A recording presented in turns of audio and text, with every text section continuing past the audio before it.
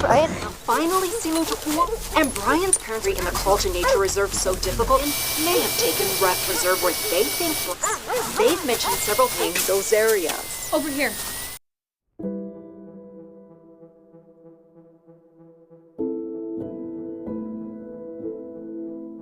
Pada tanggal 12 Agustus tahun 2021 di wilayah Moab, Utah, Amerika Serikat, sebuah van putih menepi di pinggir jalan setelah dikejar oleh mobil polisi. Petugas menghentikan kendaraannya karena mendapat laporan dari warga yang melihat langsung pertengkaran mereka di depan sebuah toko. You need to pull over. I'm gonna pull over. Yes, I'm pulling over. Why? It's Brian, not you need for to pull us. over. There's The no way. police are... Diketahui pasangan tersebut bernama Gabby Petito dan si pria bernama Brian Laundrie. Petugas pun lalu bertanya, apa yang sedang terjadi? Kenapa kamu menangis? Sembari menatap Gabby. Adegan itu memang terlihat seperti konflik biasa. Namun siapa yang akan menyangka bahwa inilah menjadi awal dari sesuatu yang jauh lebih mengerikan. Apa yang sebenarnya terjadi? Cerita kemudian membawa kita mundur ke tahun 2019 di Long Island.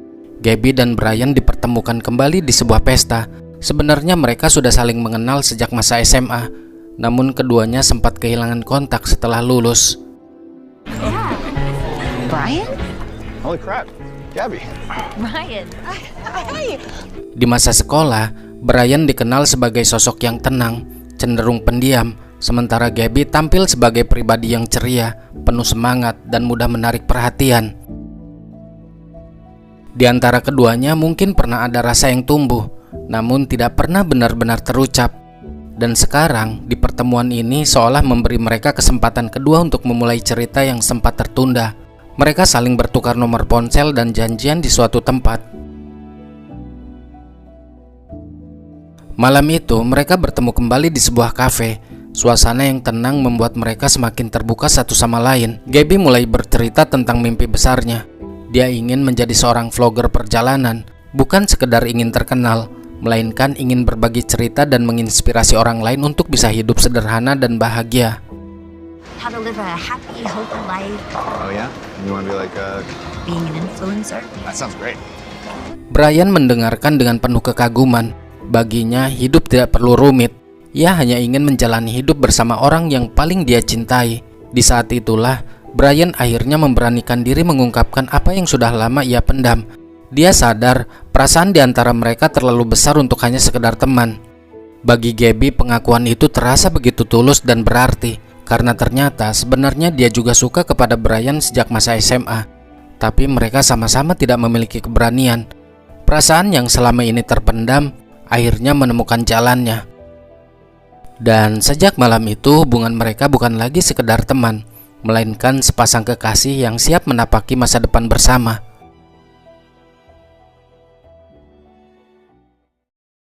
Beberapa hari kemudian, Gabby memperkenalkan Brian dengan keluarganya.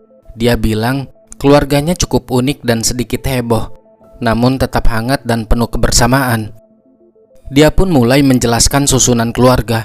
Gabby memiliki ibu dan ayah tiri, lalu ada ayah kandung dan ibu tiri. Jadi bisa dibilang Gabby ini punya dua ibu dan dua ayah.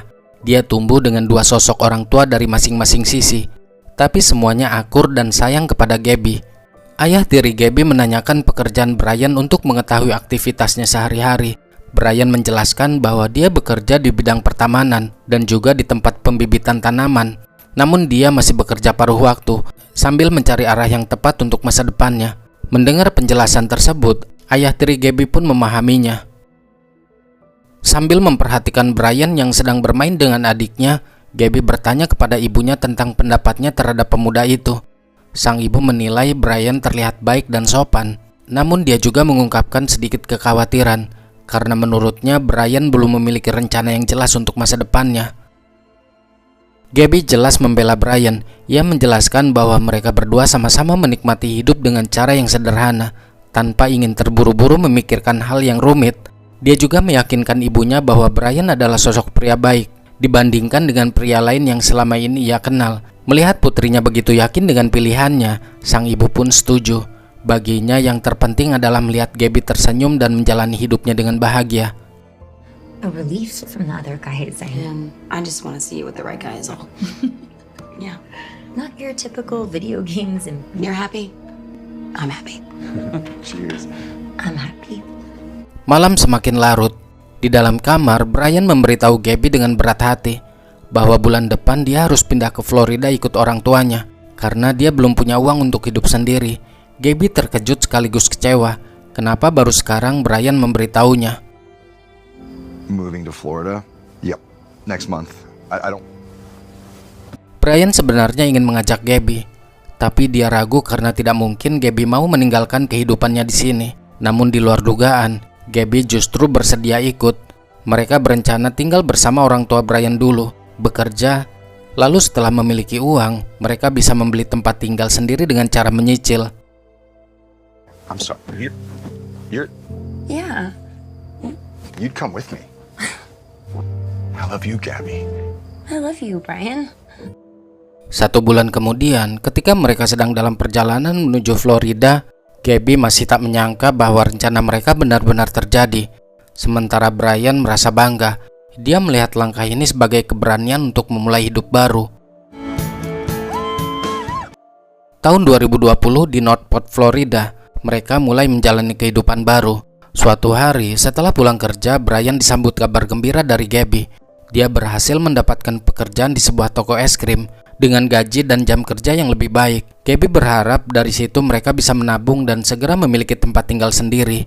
Namun reaksi Brian tidak seperti yang diharapkan. Dia mulai merasa cemburu.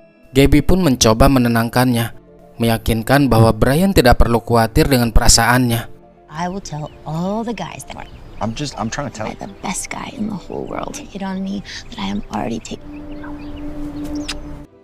Seiring berjalannya waktu, perbedaan cara pandang dan sifat di antara mereka mulai terlihat. Mulai dari memilih tempat tinggal hingga cara mereka menjalani hubungan. Gabby seolah sulit menerima pilihan Brian, sementara Brian mulai menunjukkan sikap yang ingin mengatur dan mengendalikan keadaan. It's a little small, don't you think? Okay, whatever. Screw it. You know, we haven't made any friends down here yet. Tapi kali ini Gabby mengalah. Dia menyetujui rumah yang dipilih oleh Brian meski hatinya menolak, karena rumahnya dianggap terlalu kecil. Oh, are you sure? Yeah, you know, I'll make it work. Yeah, we'll make it work. Yes, you will. Yes, you will. Keesokan harinya, Brian mendatangi Gabby di tempat kerja. Dia merasa khawatir karena panggilannya tidak kunjung dijawab. Padahal Gabby seharusnya sudah sampai di rumah dari 1 jam yang lalu. Gabby menjelaskan bahwa ponselnya tertinggal di loker, sehingga dia tidak menyadari adanya panggilan dari Brian.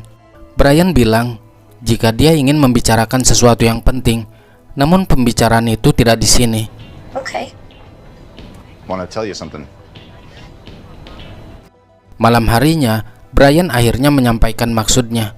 Dia mengungkapkan bahwa dia sudah yakin dengan hubungan mereka dan ingin membawa hubungan ini ke tahap yang lebih serius. Brian melamar Gabby, meskipun tanpa cincin. Gabby menerima lamaran tersebut. All of this will have been a dream. My only fear is that one day I'm gonna wake up the love of my life. Marry me? Yes. Gabby sudah sangat kesal dengan situasi pandemi ini. Dia merasa COVID ini bisa menghambat persiapan rencana pernikahannya. Brian mencoba menenangkan dengan menyarankan untuk membuat acara yang sederhana. Bila perlu nikah ke kantor catatan sipil, tanpa adanya pesta besar. Jelas Gabby menolak. Dia tidak ingin menikah dalam suasana yang terasa kaku, dengan masker dan berbagai batasan yang menurutnya menghilangkan kesan romantis. No. I'm not You're getting like, how long are we gonna wait? wearing a mask and rubber gloves. Seperti yang kita ketahui, setelah pindah ke Florida, Gabby belum memiliki teman. Karena itu, dia mencoba mencari teman baru melalui sebuah aplikasi. Dari situlah, dia akhirnya bertemu dengan seseorang yang sefrekuensi bernama Rose. Mereka mulai menghabiskan waktu bersama, membuat konten, hingga sering hangout bersama. Seiring waktu, Rose pun menjadi sahabat Gabby selama di Florida. Kedekatan itu perlahan membuat Brian merasa terabaikan. But we're gonna get back to all the sun's So, when are you coming home? Dinner? in. Yeah, let's go in. Okay. Saat Gabby dan Rose baru sampai, Gabby bilang kepada Brian bahwa mereka akan pergi keluar. Mendengar itu, Brian merasa kecewa karena dia sudah masak makan malam. Dia tadi sempat mencoba menghubungi Gabby, tapi ponselnya malah dimatikan. Gabby pun meminta maaf. I'm so sorry. I didn't mean. Brian hanya ingin mereka makan bersama dulu sebelum berangkat. Tapi Gabby tidak menggubris dan malah pergi ke kamar untuk mengganti baju. Ross mulai menyinggung sikap Brian yang terlihat tidak nyaman saat Gabby ingin pergi bersenang-senang. Brian mengaku merasa jarang menghabiskan waktu bersama, meskipun menurut Ross mereka justru hampir selalu bersama setiap saat. Ross bilang Gabby suka menari dan bersosialisasi, berbeda dengan Brian yang pendiam. Ia meminta Brian untuk lebih pengertian dan tidak terlalu posesif. Deal with it. You don't like dancing. She likes dancing. Ucapan itu justru malah membuat Brian tersinggung. Dia mengatakan bahwa dirinya lebih mengenal Gabby. Ross bukanlah siapa-siapa, hanya seorang teman yang baru dikenalnya di Florida. Dia memiliki tanggung jawab penuh atas apa yang dilakukan Gabby. Jadi jangan sok tahu masalah ini. Seketika suasana menjadi canggung. Untungnya Gabby segera keluar dari kamar.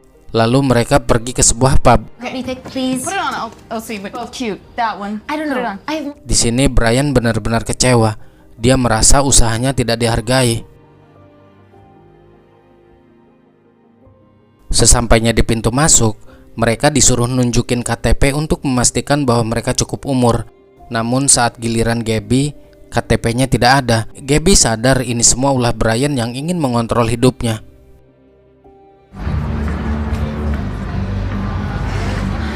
Damn it.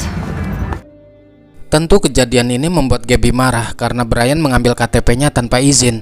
Di sini Brian mengaku kesal sebab Gabby lebih memilih pergi bersama teman barunya daripada harus makan bersama dirinya di rumah. Before I was gonna leave, I would have broke. Week, you know, I wanted to go to that comic thing, but Melihat sikap Brian yang aneh dan posesif, Gabby menyarankannya agar dia meminum obatnya lagi. Gabby tahu Brian punya riwayat kecemasan dan merasa tindakan Brian mengambil KTP-nya itu adalah tanda-tanda paranoia yang kambuh. Mendengar kata itu, Brian langsung marah besar. Dia melarang Gabby memanggilnya paranoid. no, you know I hate that word. You don't call me paranoid. No, you're just using it against me.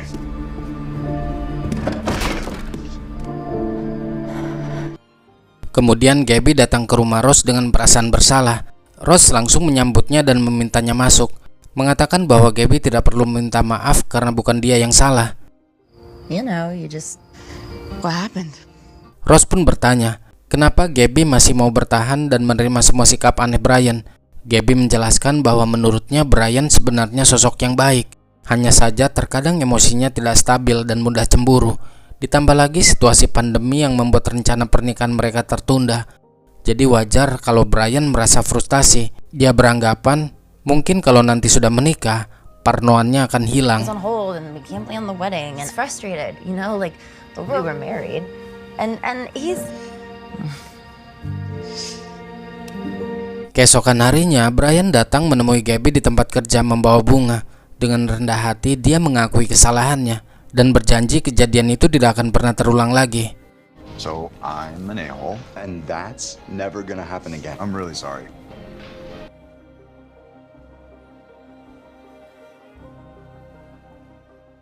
Enam bulan pun telah berlalu. Brian membicarakan masa depan mereka. Di tengah situasi pandemi yang belum pasti, dia mengusulkan untuk melakukan perjalanan keliling seperti yang dulu pernah Gabby impikan, meskipun harus hidup sederhana dengan berkemah dan tinggal di alam bebas. Gabby sangat antusias dan menganggap itu adalah ide terbaik yang pernah dia dengar. Bahkan dia mulai berpikir untuk membeli sebuah van sebagai sarana perjalanan mereka. I think that is the best idea. I have something else in mind.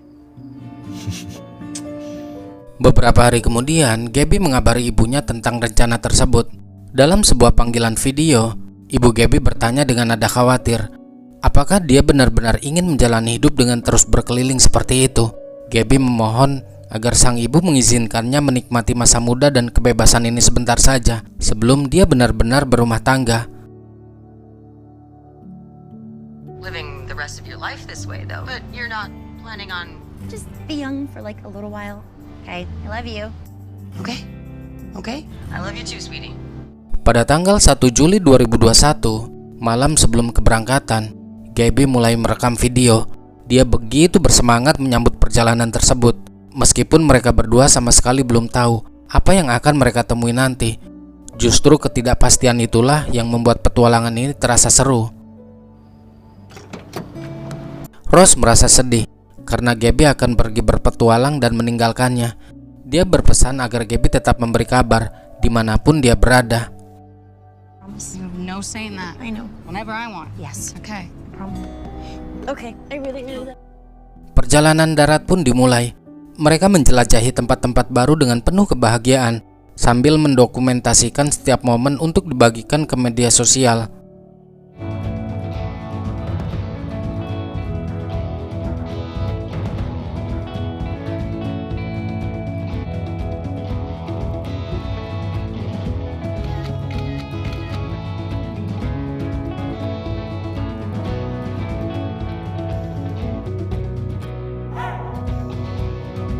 Dan sampailah mereka di wilayah Moab, Utah, sebuah kawasan gurun berbatu yang dipenuhi perbukitan dan tebing merah yang ikonik.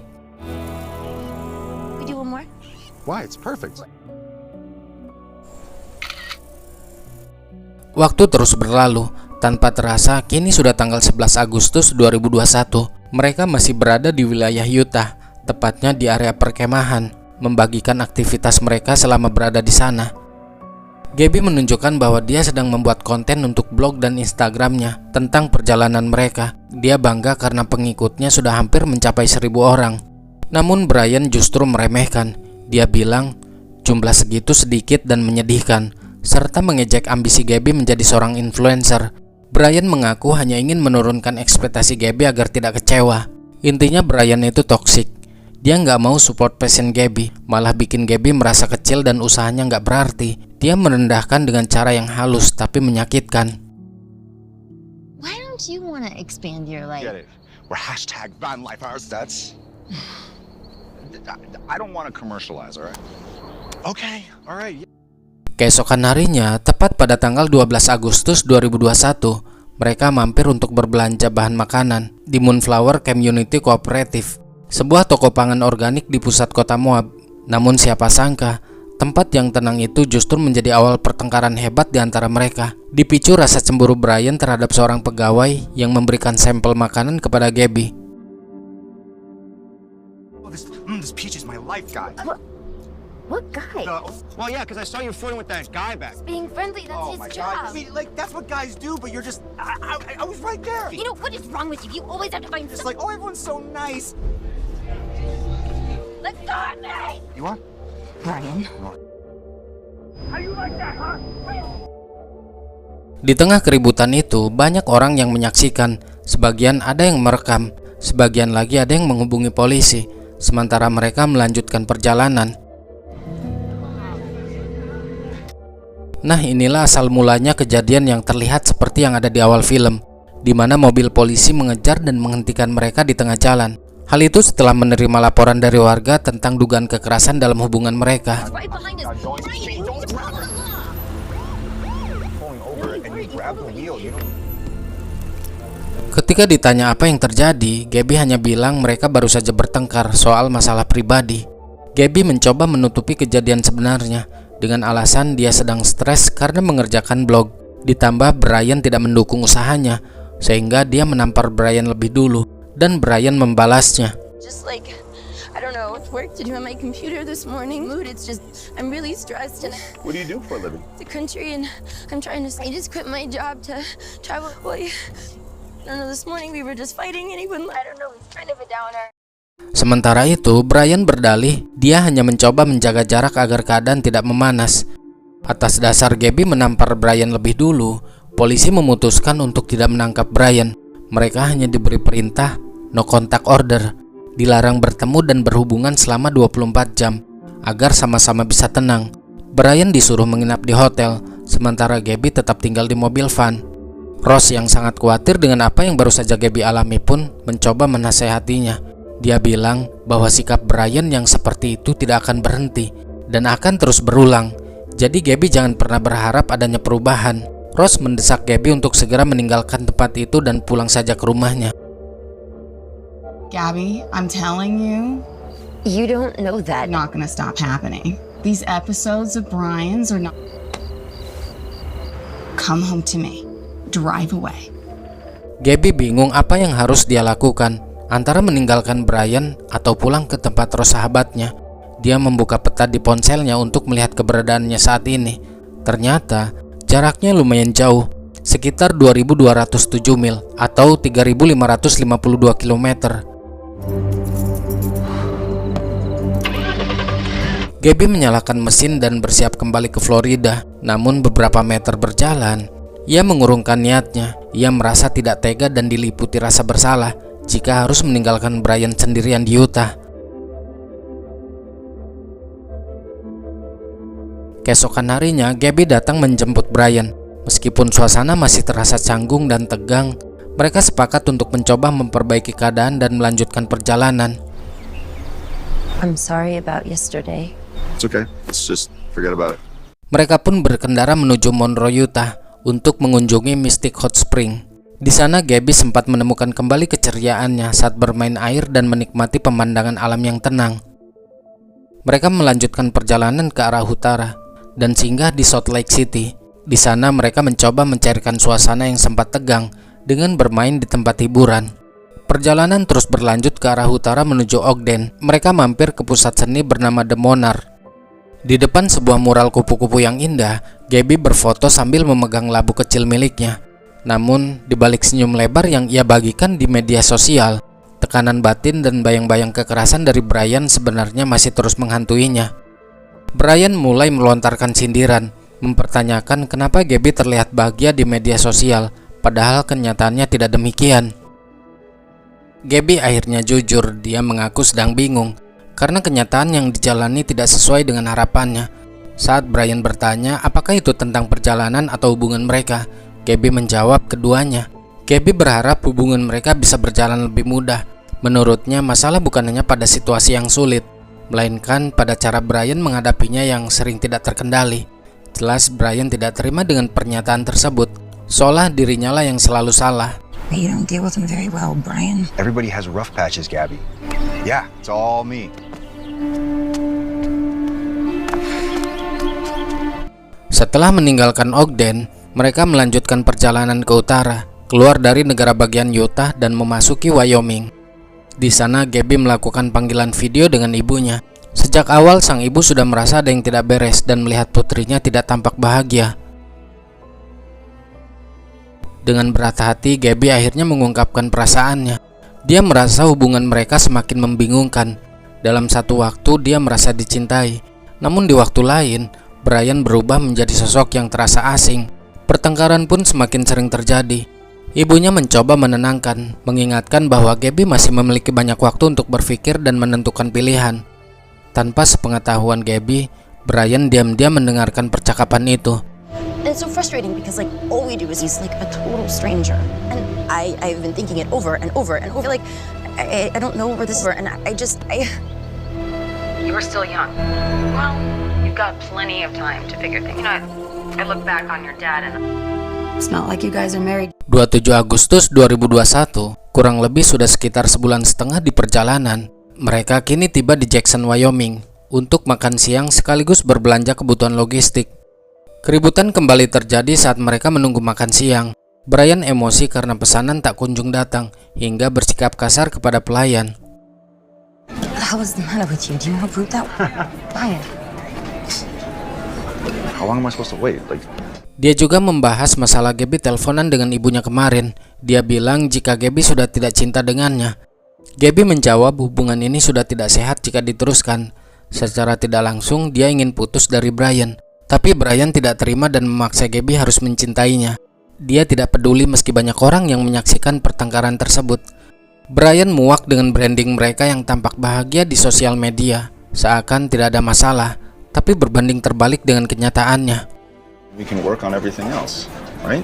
Brian, yeah, but the It's thing is over. though, Brian, it's No. We don't have to talk about that's over. You didn't. I apologize. And I apologize for that. No. What is with these buzzwords, huh? We're in like a toxic relationship. Why do we have to call it anything? That means Well, what would you call it? It is what it is. think. That's your problem. I don't care what these people. You need to stop yelling. All right, it's not my fault how the real world works. How great your life is, but that. Emosi Brian benar-benar tidak bisa dikendalikan lagi, hingga Gabby merasa malu dengan pengunjung lain. I can't expect me to be the Brian that I'm the real Brian. Showing off in the world. I'm so sorry. Di luar, Brian meminta maaf atas apa yang dilakukannya tadi, tapi Gabby lebih memilih diam.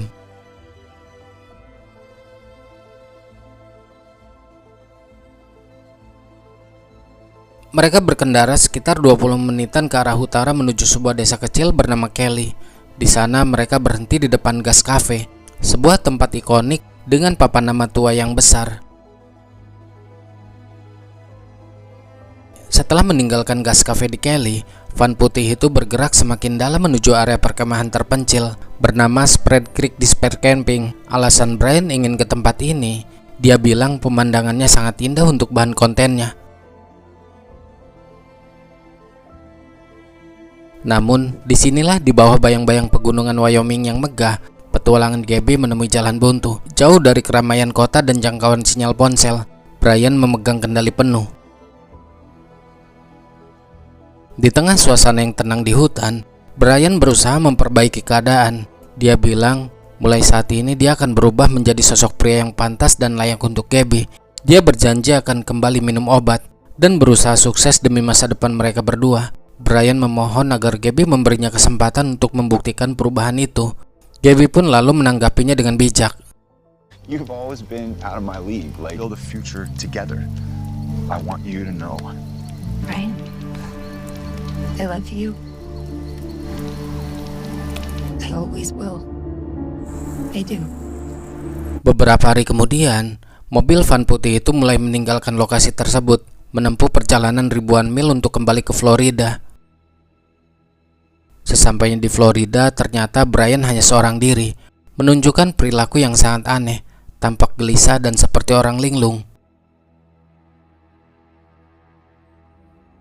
Keluarga Petito akhirnya memutuskan melapor kepada polisi. Setelah beberapa hari tidak ada kabar dari putri mereka. Di sana mereka semua berkumpul. Ayah kandung Gabby menelpon dari New York dan menjelaskan bahwa putrinya sebenarnya tidak tinggal di satu tempat, melainkan sedang berkeliling Amerika bersama Brian, kekasihnya. Mereka mencemaskan keselamatan Gabby karena sudah tidak ada kabar sama sekali sejak 27 Agustus. Padahal biasanya Gabby sering berkomunikasi, jadi ini sangat tidak wajar. Saat polisi meminta alamat lengkap, ayah Gabby menjelaskan bahwa posisi terakhir mereka diketahui berada di Wyoming. Sayangnya, petugas yang menerima laporan itu justru terlihat kesulitan dan bingung, sebab wilayah kewenangan pencarian menjadi tidak jelas, serta meminta agar laporan tersebut diteruskan ke pihak kepolisian di Wyoming. Karena kasus ini melibatkan perjalanan melintasi banyak negara bagian, FBI Long Island, New York pun menjadi pusat koordinasi, karena keluarga Gabby berdomisili di sana. Pretty much almost every day, and all The 20th. Orang tua Gabby merasa sangat putus asa dan frustasi. Sudah 1,5 minggu putri mereka hilang, namun tidak ada pihak yang mau menangani kasus ini dengan serius. Mereka menjelaskan kepada agen So bahwa kebiasaan Gabby, gadis berusia 22 tahun itu selalu aktif membagikan kegiatannya di media sosial. Namun sejak sekitar tanggal 20 Agustus, semua aktivitas itu terhenti total. Jadi putus komunikasi sejak tanggal 27. Tanggal 20 itu Gabby sudah berhenti posting di akun Instagramnya. Meskipun Gabby sudah dewasa dan secara hukum bebas melakukan apa saja, orang tuanya yakin ada sesuatu yang tidak beres. Mendengar penjelasan itu, agen So akhirnya bersikap tegas dan berjanji akan membantu sepenuhnya untuk menemukan keberadaan putri mereka. Let's see if we can't find your daughter. Saat menelusuri bukti digital, perhatian agen So tertuju pada perbedaan mencolok antara akun media sosial Gabby dan Brian. Di akun Gabby, semua terlihat indah, penuh senyuman, pemandangan alam, dan kesan perjalanan yang sempurna. Namun suasana berubah saat dia membuka akun Brian.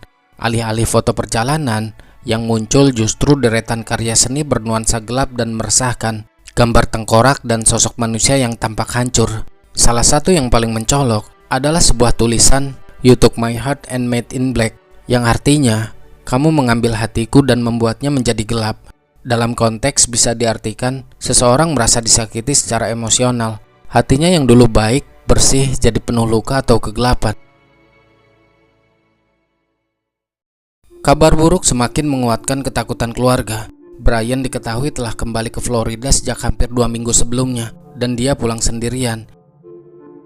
Situasi semakin mencurigakan ketika Brian menolak memberikan penjelasan apapun mengenai keberadaan Gabby. Dia dan keluarganya bahkan memilih berkomunikasi melalui pengacara. He is a person of interest. Rose yang sedang berlatih yoga tiba-tiba dikejutkan oleh kabar tersebut. Diberitakan gadis berusia 22 tahun itu berangkat pada awal Juli untuk melakukan perjalanan bersama tunangannya. Namun, ada satu fakta yang membuat semuanya terasa mengerikan. Hanya Brian yang kembali ke rumah seorang diri. Kekhawatiran yang selama ini ia rasakan, kini berubah menjadi kenyataan. Dalam sebuah konferensi pers, ayah Gabby memohon kepada seluruh hadirin dan masyarakat luas. Dia tidak hanya meminta bantuan kepada orang-orang yang hadir dan menonton dari rumah, tetapi juga memohon kepada orang tua Brian. Baginya, tidak ada hal lain di dunia ini yang lebih penting daripada nyawa dan keselamatan anak gadisnya. Ketegangan berpindah ke Florida. Helikopter media terus berputar-putar di atas langit, memantau setiap jengkal aktivitas di sana. Masyarakat yang geram mulai mengepung rumah Brian, menuntut jawaban yang tak kunjung keluar dari mulutnya. Gelombang massa semakin tak terbendung, dengan spanduk-spanduk secara terang-terangan menuduh Brian bersalah.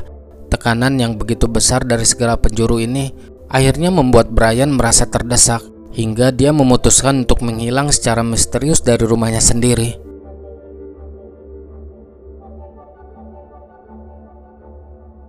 Di hadapan media, Rose menceritakan betapa dekatnya persahabatan mereka. Dia menggambarkan Gabby sebagai sosok yang hangat, selalu ada dan mampu membuatnya tersenyum di saat sulit. Namun saat ditanya tentang hubungan Gabby dan Brian, suasana berubah.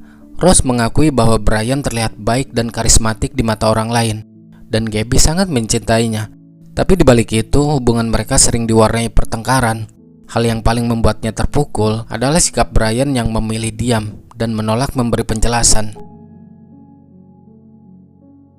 Bukti baru yang sangat mencurigakan muncul saat seorang saksi bernama Miranda Baker mengaku pada tanggal 29 Agustus dia dan pacarnya menjemput seorang pria di area Grand Teton National Park pada malam hari. Saat melihat wajahnya di TikTok, mereka sadar pria itu adalah Brian. Dalam perjalanan menuju Jackson, Brian sempat berbasa-basi dan bilang kalau dia sudah berkemah beberapa hari sendirian. Dia mengaku meninggalkan Gabby di mobil van karena Gabby sedang sibuk mengurus media sosialnya. Tapi tiba-tiba sikap Brian berubah aneh. Dia panik dan memaksa turun saat melewati bendungan Jackson, lalu pergi dengan terburu-buru. Yang paling bikin dia curiga, meskipun Brian bilang sudah berhari-hari berkemah di hutan, penampilannya justru sangat bersih. Dia tidak terlihat kotor. Agen So mulai menyusun teori yang sangat masuk akal berdasarkan keterangan saksi. Jika benar Brian telah membunuh Gabby, maka saat dia ditumpangi oleh Miranda dan pacarnya, kondisinya sedang panik dan ingin lari sejauh mungkin. Dia basa-basi dengan berbohong Gabby masih berada di mobil van mengurus media sosial. Tapi di tengah jalan otaknya sadar bahwa dia meninggalkan terlalu banyak bukti di lokasi kejadian. Karena sadar dan panik itulah, dia buru-buru turun dan mencari tumpangan lain kembali ke arah hutan. Menurut analisis agen So, Brian kembali ke sana untuk membereskan kekacauannya. Mungkin bisa jadi mengubur jasad Gabby, membersihkan lokasi, mengambil semua barang bukti, lalu membawa kabur mobil van itu sendirian. But he says he'd rather walk. He cleans the site best. He buries her and right to the murder scene, would he? And he drives ever there. 2 days later, he arrives back in. So if these... Nah, 2 hari kemudian, dia sampai di Florida dengan selamat, seolah tidak terjadi apa-apa. Jika teori ini benar, maka jasad Gabby kemungkinan besar masih tersembunyi di area hutan tersebut. In these 5 or 6 square miles. Berdasarkan teori dan petunjuk dari agen So, ratusan aparat gabungan kini mulai menyisir hutan secara menyeluruh, dibantu oleh anjing-anjing pelacak yang sangat terlatih, berharap mereka bisa menemukan titik terang. Officials from the national parks. Setelah berbagai spekulasi dan pencarian yang melelahkan, titik terang akhirnya muncul. Melalui pantauan udara, tim pencari menemukan sesuatu yang sangat mencurigakan, yaitu sebuah gundukan tanah yang tampak baru saja digali. Kecurigaan itu berubah menjadi duka yang mendalam. Di lokasi itulah, tim FBI akhirnya menemukan jasad Gabby. Penemuan ini bukan hanya menjawab teka-teki hilangnya sang vlogger, tetapi juga menjadi bukti nyata betapa kejamnya akhir dari perjalanan yang semula direncanakan sebagai petualangan impian. Sang ibu tak kuasa menahan kesedihan ketika mendengar kabar duka itu. Very sad news. I just woman Gabby Petito and a man center in search for missing woman. We're out here at the Wyoming. Dari hasil otopsi, penyebab kematian diduga akibat cekikan. Kasus hilangnya Gabby pun akhirnya terungkap dan kini fokus beralih untuk mencari keberadaan Brian. Beberapa hari kemudian di rumah duka, ayah Gabby menyampaikan pesan yang menyentuh. Dia mengucapkan terima kasih kepada semua yang telah datang dan memberikan penghormatan. Satu hal yang penting, dia berpesan jika seseorang berada dalam hubungan yang tidak baik untuk dirinya atau toksik, maka jangan ragu untuk pergi. Pergilah sebelum semuanya terlambat. Ross yang juga hadir saat itu menangis jadi-jadinya.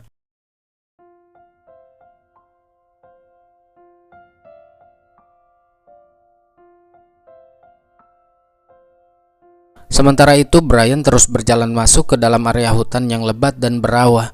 Di tengah kesunyian hutan tersebut, dia tampak sangat tertekan dan dihantui oleh rasa bersalah yang luar biasa atas apa yang telah ia perbuat kepada Gabby.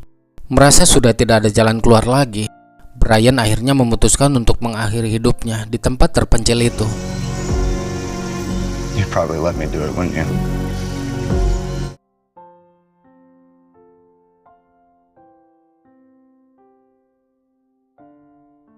Kemudian cerita membawa kita pada kilas balik sebelum Gabby menghilang.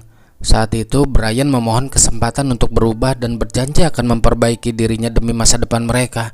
Gabby menghargai niat itu, namun dia tetap pada keputusannya untuk tidak melanjutkan hubungan tersebut. Penolakan itu tidak diterima dengan baik. Emosi Brian mulai memuncak, sementara Gabby berusaha tetap tenang karena dia merasa semuanya sudah berakhir. Di tengah situasi itu, mereka sempat berpelukan. Namun momen itu berubah menjadi awal dari kejadian tragis yang akhirnya merenggut nyawa Gabby. It's okay. It's not your fault, okay? No. Brian. Brian. Brian. Brian.